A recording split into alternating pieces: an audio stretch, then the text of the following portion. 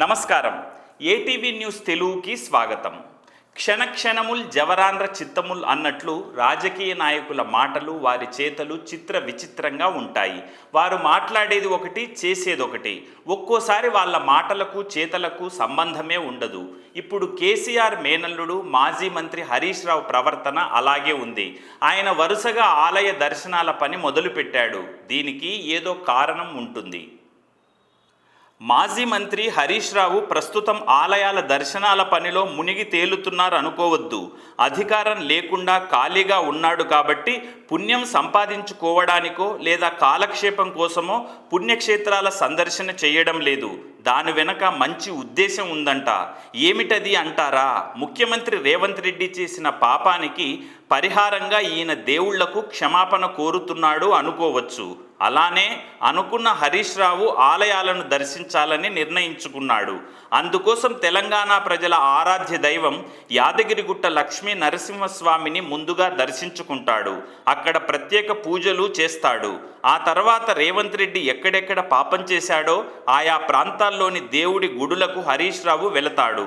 అసలు ఇంతకు రేవంత్ రెడ్డి ఏం పాపం చేశాడు అని ఆరా తీస్తే రాష్ట్రంలోని రైతులందరికీ ఆగస్టు 15లోగా రుణమాఫీ చేస్తానని చాలామంది దేవుళ్ళ సాక్షిగా చెప్పాడు.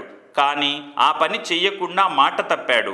రుణమాఫీ చేస్తానని చాలామంది దేవుళ్లపైన ఒట్టు కూడా పెట్టాడు. అంటే దేవుళ్ళ పట్ల సీఎం పాపం చేశాడు అంటే తప్పు చేశాడు లేదా నేరం చేశాడు. సీఎం తప్పు చేశాడు కాబట్టి హరీష్ రావు దేవుళ్లను క్షమాపణ అడుగుతాడు. ఇదో తరహా రాజకీయం. హరీష్ రావు రాజకీయానికి దేవుడి సెంటిమెంట్ యాడ్ చేశాడు. 2 లక్షల అప్పు ఉన్న రైతులకు కొన్ని నిబంధనలు పెట్టి దాని ప్రకారం ప్రభుత్వం రుణాలు మాఫీ చేసింది. సరే, ఏవో కారణాల వల్ల కొందరికి రుణమాఫీ పూర్తిగా కాలేదు. అయినా వాళ్లకు కూడా రుణమాఫీ చేస్తామని ప్రభుత్వం చెప్పింది. రుణమాఫీని రాజకీయంగా బీఆర్ఎస్ పార్టీ వాడుకుంటోందా అనే అనుమానం ప్రజల్లో ఉంది. ఎలాంటి కండిషన్లు లేకుండా రైతులందరికీ రుణమాఫీ చేయాలని బీఆర్ఎస్ డిమాండ్ చేస్తోంది. దీన్ని రేవంత్ మాట తప్పినట్లు ప్రచారం చేస్తోంది. గులాబీ పార్టీ అధికారంలో ఉన్నప్పుడు ఈ మాత్రం కూడా చేయలేదన్న సంగతి హరీష్ రావుకు, కేటీఆర్కు గుర్తు లేదేమో అనుకుంటున్నారు ప్రజలు.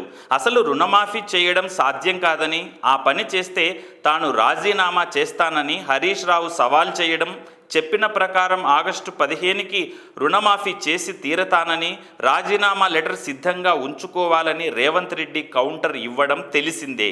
ఇద్దరి మధ్య రకరకాల ట్విస్టులతో కొంతకాలం రసవత్తరంగా కథ నడిపించారు. మొత్తానికి రేవంత్ రెడ్డి వనరులు అందినంత వరకు రుణమాఫీ చేయడంలో వారికంటే కృతకృత్యుడయ్యాడని కాంగ్రెస్ పార్టీ వారు ప్రచారం చేసుకుంటున్నారు. కానీ కాంగ్రెస్ ప్రభుత్వాన్ని, అందున తమకు ఏమాత్రం మింగుడుపడని రేవంత్ రెడ్డిని బద్నాం చేయాలని బీఆర్ఎస్ పార్టీ విశ్వ ప్రయత్నాలు చేస్తోంది. అందులో భాగమే Harish Rao temples visiting and sorry to God అనుకోవాలా మనం? Hi, this is Sivareddy, Tollywood movie and mimicry artist. ATV Health, ATV Devotional and ATV News. Please subscribe, like and share.